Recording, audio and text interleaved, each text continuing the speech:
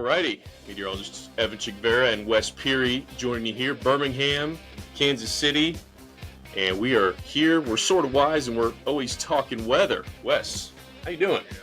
I mean, look at your smiling face and the thumbs up. I'm doing great now, Evan. Is that how you greet the viewers with your first weather hit?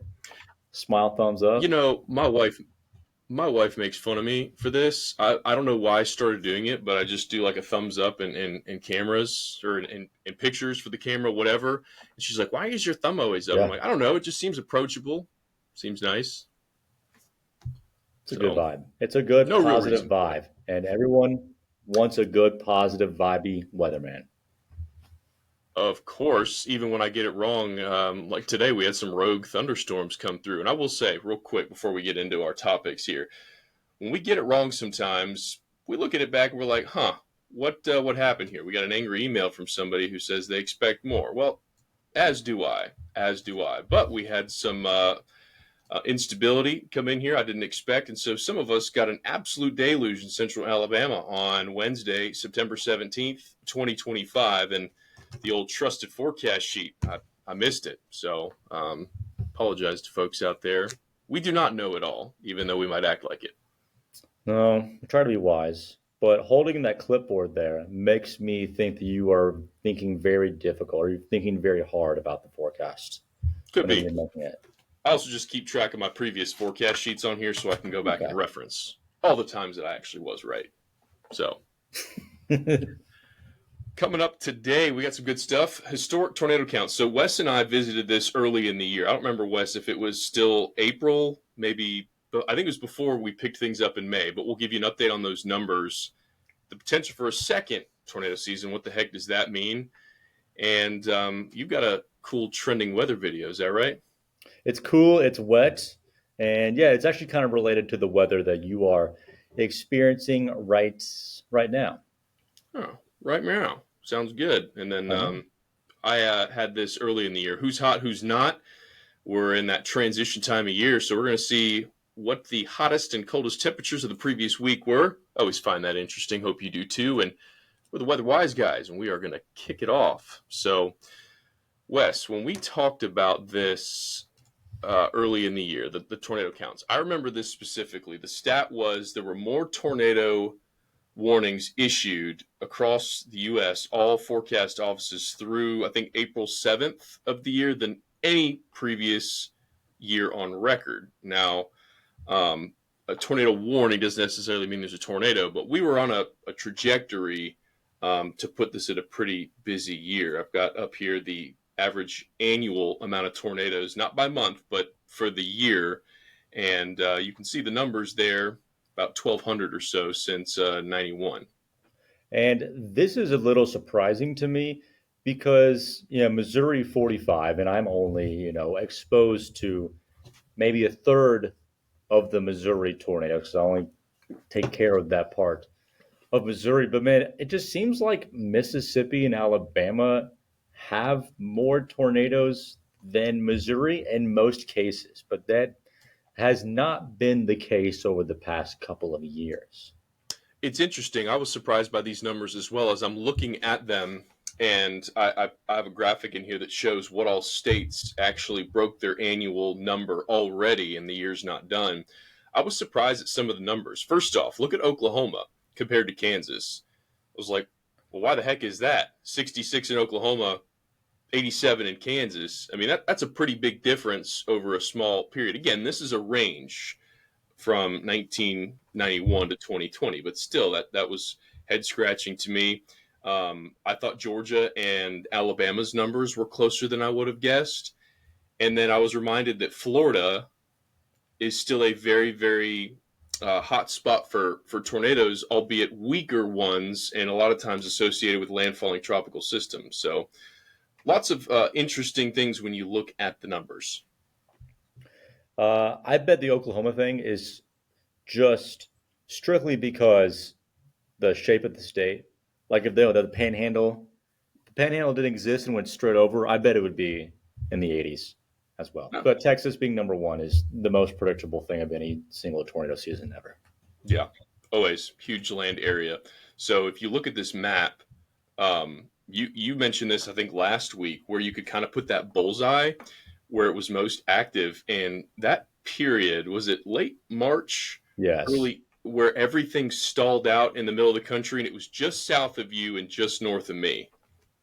It was March, April, and May, in which St. Louis, like the city of St. Louis in the district, had a confirmed tornado on the ground once each month. That is incredibly rare uh, to happen. But St. Louis is just on kind of the northern periphery of this big cluster that ended up being centered on kind of the Boot Heel of Missouri, northeast Arkansas, um, and yeah, and it really was like 2 or 3 days of just unloading of tornadoes over the same area. It was probably incredibly exhausting for those areas. Yeah, looking at some of the high points here, and we had 100 tornado occurrences there at the very beginning of April. So April 1st and 2nd was a very busy time, and then back March 15th and 16th. So both spikes that occurred were between 80 and 100 tornadoes in that period. That's a lot, but as we know, when we talk about outbreaks, that can sometimes happen with a really potent weather system. And unfortunately, some of the bullseyes this time of year was, across the Ozarks. I feel I'm looking at all these numbers differently, Wes, too, ever since talking with Grady. Like, I feel like I learned so much about the climatology of it, where tornadoes are, and some of the myths behind tornado and Dixie Alley. And it was cool looking at this with his added perspective.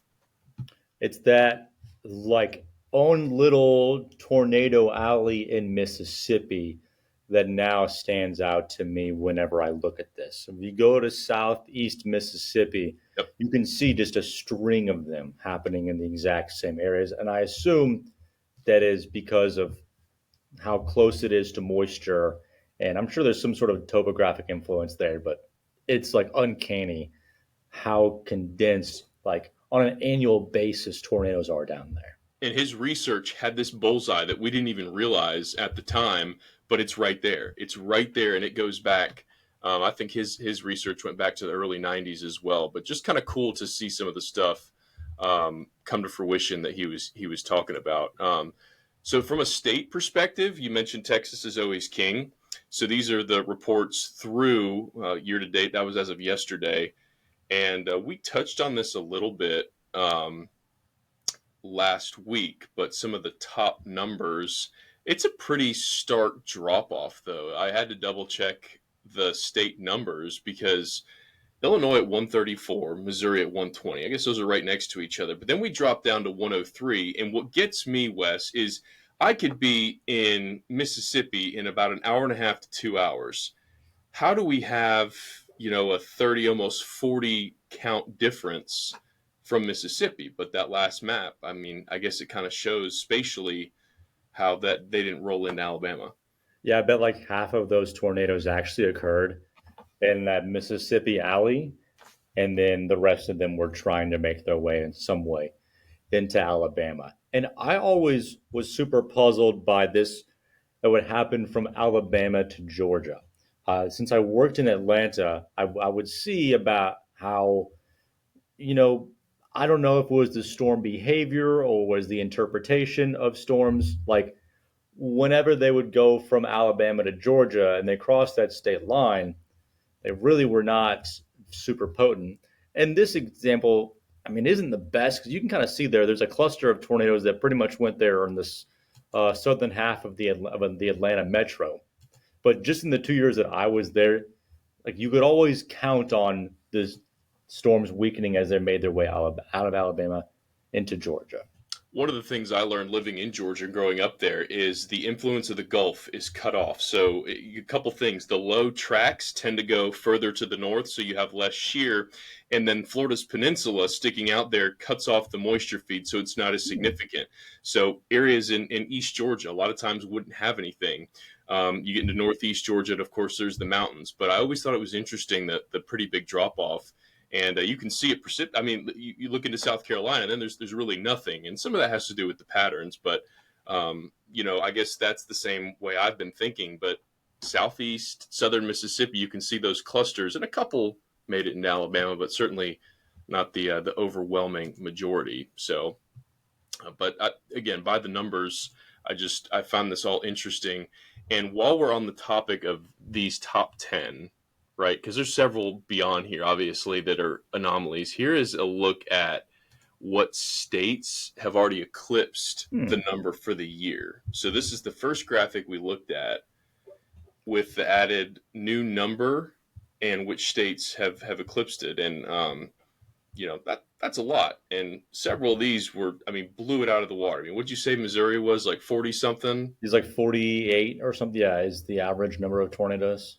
Same with Illinois. I mean, the whole Ohio Valley, Tennessee Valley, just already blown completely through the numbers. So I think when I saw that we had already beaten the average in so many states, I was a little thrown by the actual average. Like how could we blow it by that much? You know?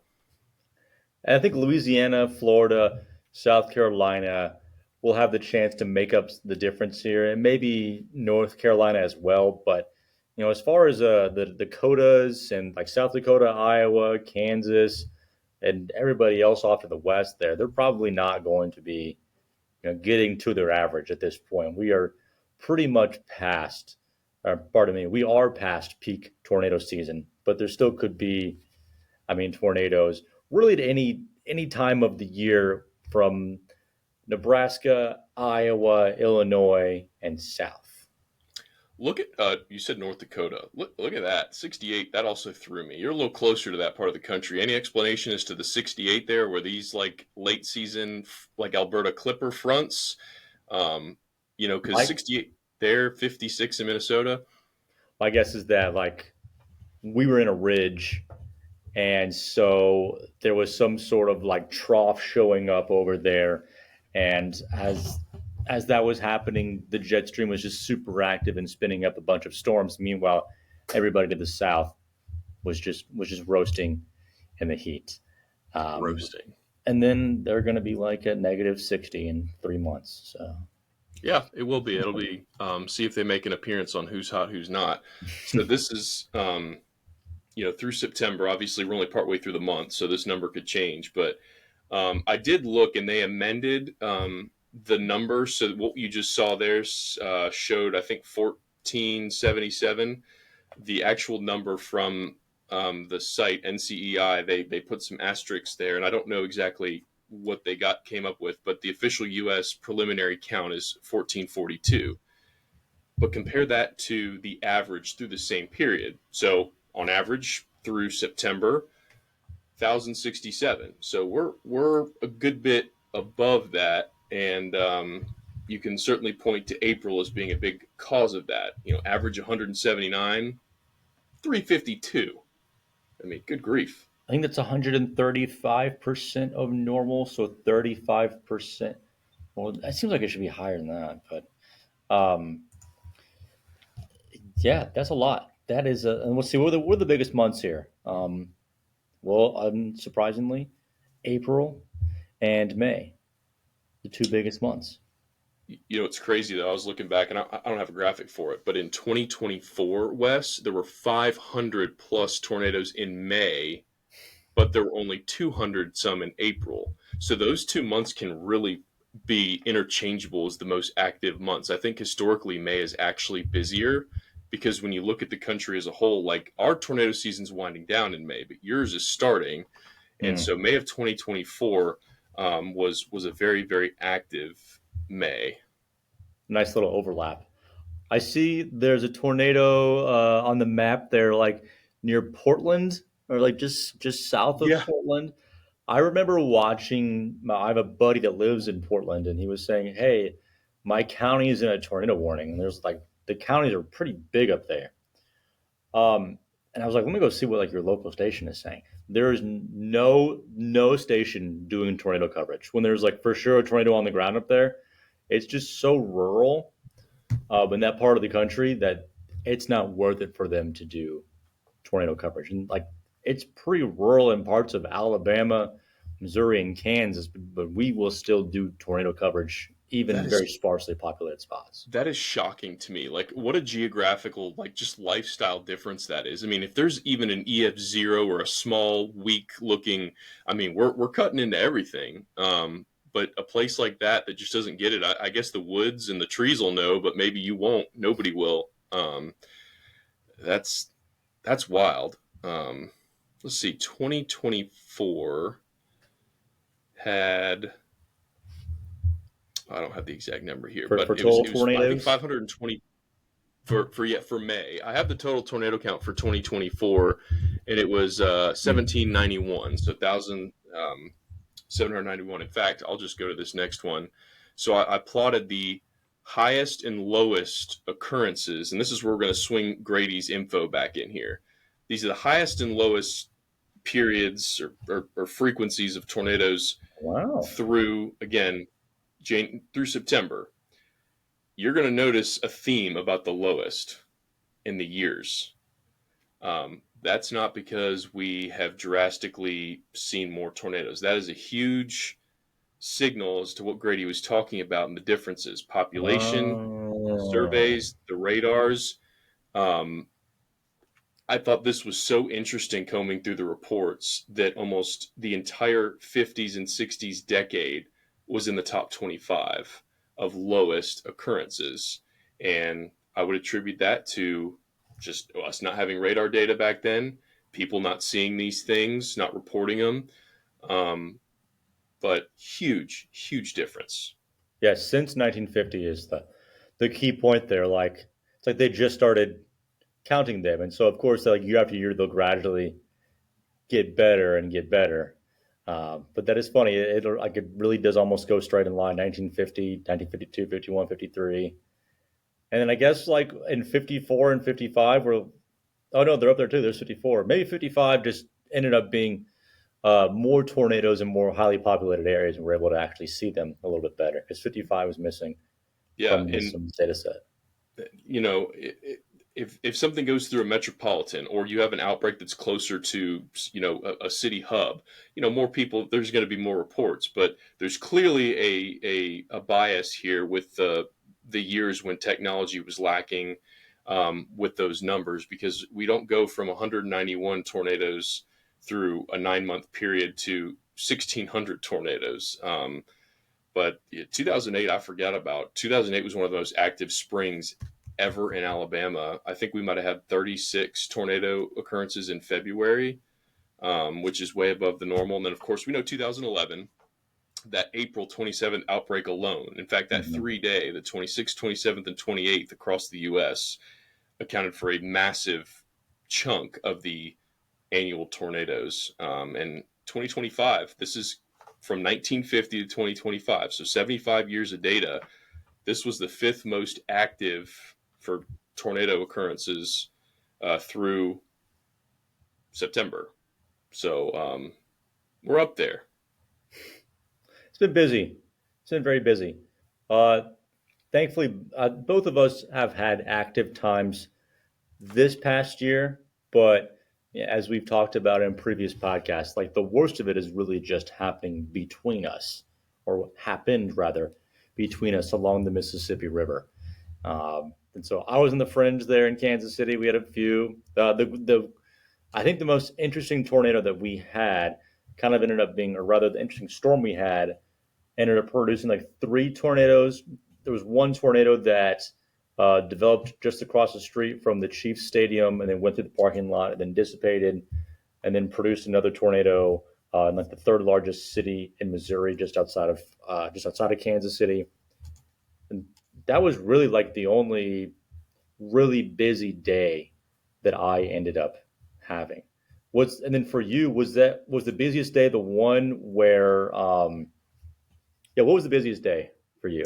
March 16th was. We had 19 tornado reports, but we had other days too. May 20th, 21st was another day that I think had right around 15, 16 statewide. Most of those, though, were north of us, across Huntsville. I don't know if you can see the higher, like, concentration there, right up near the Tennessee line.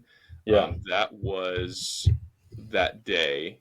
And That ended up being, I mean, just missing us, not by much, but that was kind of up here near, we call that the Tennessee Valley. But um, I remember thinking, boy, that was really close, and it's crazy to me to think that the dynamics switched. And when we say dynamics, that's our wind profile. So how much wind shear are we going to have? What are we looking at in terms of a setup that is going to give us basically the good ingredients? And we just missed it that day. But March 15th, and then again in May with some scattered in between, was our season.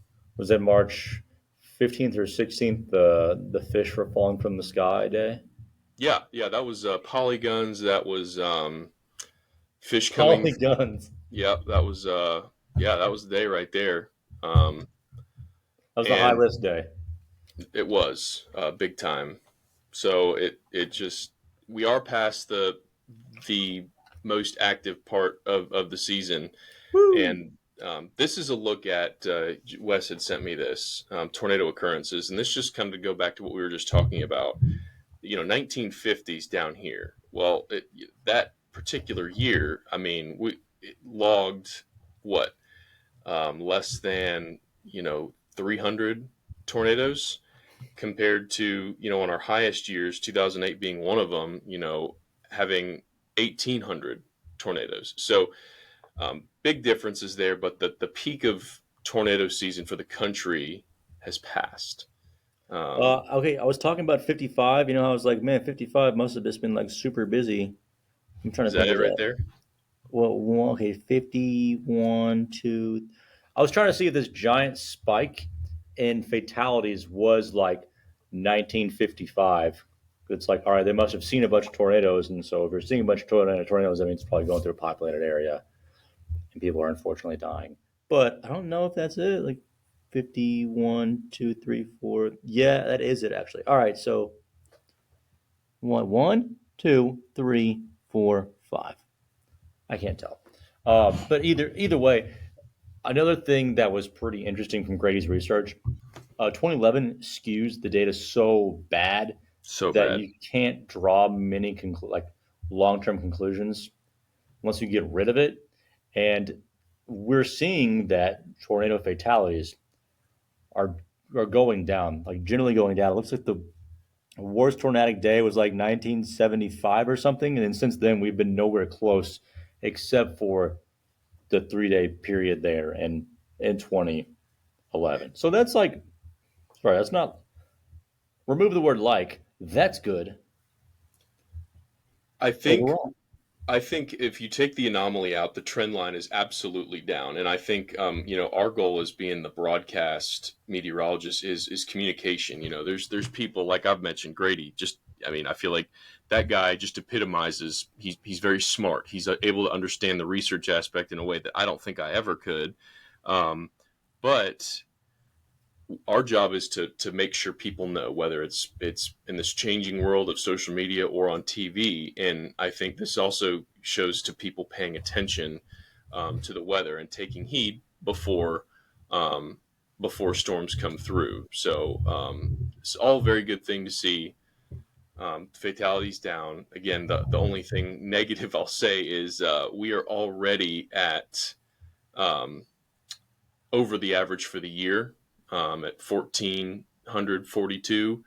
So unless we have a really quiet fall, we could really be tacking on to what'll ultimately be a top 10 year for tornado occurrences here across the U.S. And I think we have like 60 some deaths this year as well. I'll look that up in just a second.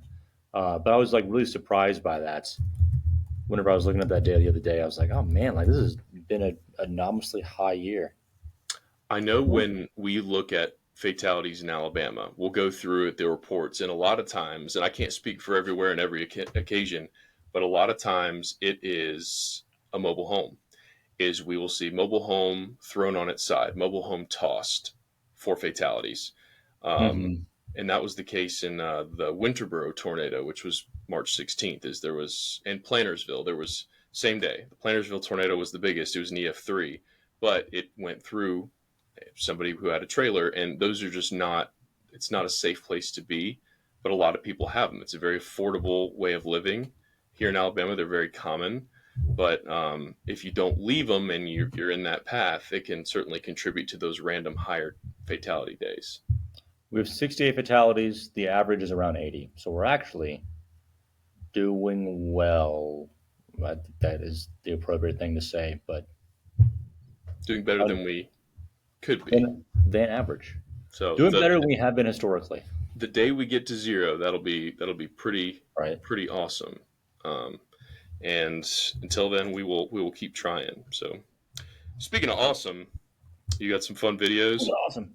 Yeah, you were talking about how with your weather, there's this area of low pressure that was kind of that brought a little bit of extra rainfall to your area today. Yeah, sure did. All right. Well, that is part of the big old area of low pressure, and I was able to do this little weather report for the FAA. Which, Evan, by the way, feel free to do this. It's called the FAA Weather Squad, and actually, James did this. James did this one time, and I saw a few other meteorologists do it, and I was like, hey, I want to do this. Okay. But whenever I was looking at the national forecast, I had to talk about like, hey, this giant area of low pressure is causing some problems. And I feel like every single time there's an East Coast storm, we see some old house getting washed away. Eroding. Yeah, eroding away. Good old Mid Atlantic East Coast sea flooding. And like, yes, there is some sea level rise going on, but I wonder if just like it's kind of inevitable. Like it's a constant erosion problem going on when you're building next to the land. Like the water's just going to eat away at the coast no matter what. So like yes, a home built 100 years ago, the constant coastal erosion process is just going to win out Every no time matter there's what. storm surge, the tides. Yeah.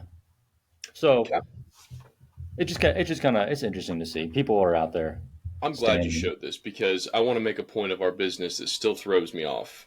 Okay. Aaron, Hurricane Aaron, major hurricane, didn't come close to the East Coast, but it had a name and it caused waves. So they got a ton of attention. This didn't have a name, wasn't personified as anything crazy in weather, but this actually had an impact. That to me is an issue from a messaging standpoint, right? Because you're showing me this, and I did not realize it was this significant. Well, why? Because we weren't talking about it because it didn't have a name. Aaron, I remember vividly, we had packages from National that were showing the waves coming over the barriers, coming onto front streets, and again, no major damage. There was a couple roads washed out, but not to the level of this. But it got national coverage, and Mhm. this maybe it does have some national coverage, but I got to say I've not seen the amount of coverage I would have thought for this, and it was just a low pressure. So It's very ironic you said that because the caption on this, by the way, this is AccuWeather. Powerful storm with no name swept up the coast from the Outer Banks to New Jersey. Yeah, no name. Like, yeah, if this thing had a name, there would be some East Coast reporter wearing boots and a raincoat, standing on the beach, talking about this thing sliding back into the water. I truly think that the way we name stuff can be very helpful, but it can also be detrimental because people, if it doesn't have a name, they don't worry about it. If it does have a name, sometimes they'll worry too much. It's a very interesting, and having to communicate that is tough um, because of that. I remember when it was the Weather Channel that started naming mid latitude cyclones It a was couple like years winter ago. storms. I thought it was like first winter storms, and then I don't know if they just do all mid latitude cyclones now or what. Yeah, I don't know. The second they said, "Oh, here comes Earl," I thought, "What? Earl? It's a cold front." Earl had to die. The Earl. Yeah, maybe give them like more menacing names like Here comes Duke. yes. Look out. Big Frank coming Here in comes hot. here comes Lucifer, the low pressure system just Oh gosh. going right through. Yeah. So this time of year, is interesting because you got, the mainland's cooling down, the tropics are heating up, but it's just enough like this time of year where the jet stream will dip south and we'll have some crazy temperature swings. So one of my favorite things we did at the beginning of the year was the who's hot and who's not. I just like looking at the U.S. And how different the weather can be. Obviously, we're a massive country, but how far we can be apart from one side of the country or north to south, and it started again. So of course I'm doing what every cool kid does in his free time, and I'm browsing XMA6. Man, I'm Ooh, just and a jumping new from state to state, new and this graphic is too. yeah, it's last week. So first of all, I gotta address stovepipe. Okay, stovepipe wells. Does that just sound like it's a perpetually hot location? Yeah, like hot and humid, I would guess. It's near Death Valley, so I don't know about humid, but it's hot. 112. Never felt anything like 112. Uh, Um, I have, I have, and don't let the dry heat thing fool you. It doesn't matter if it's dry at, or wet. at It's that point, like, yeah, not at all. Like the Phoenix, like it's a dry heat. No, dude, like it's 115 degrees. It's ridiculously hot. I think when it's 90 degrees or so and there's a dry heat versus 90 and a very humid, I can tell the difference because we've had both here over the last month in Alabama. But I'm with you. I think once you get past a certain point, there's just hot as hot as hot. Yeah. So a couple of these cold places, Baldwin, Michigan is that's not far from where my family lives. That's actually south. I was looking at some of the data. So a lot of these locations for the coldest, their average first freeze is in a couple days. So this is actually on course. I thought, is this close to a record? No. Grand Forks has its first freeze on average on the 25th of this month. Hmm. And so we're right in that wheelhouse. Same with Sparta, Wisconsin. The average is the 28th for the first freeze. So these are pretty close. Um, and we're at that time of year we start to talk about legit freezing conditions across parts of the lower 48. I love the transitional seasons. It's very very fun to forecast. And so of course I had to look at our stuff. Um, this is our first freeze for Kansas City and Birmingham. Now, if I made an error, please tell me. But No, the where? average. No, you're good. Where did you get the map from? Oh, I got my ways. I love Okay. I love me some graphics. So this is a Canva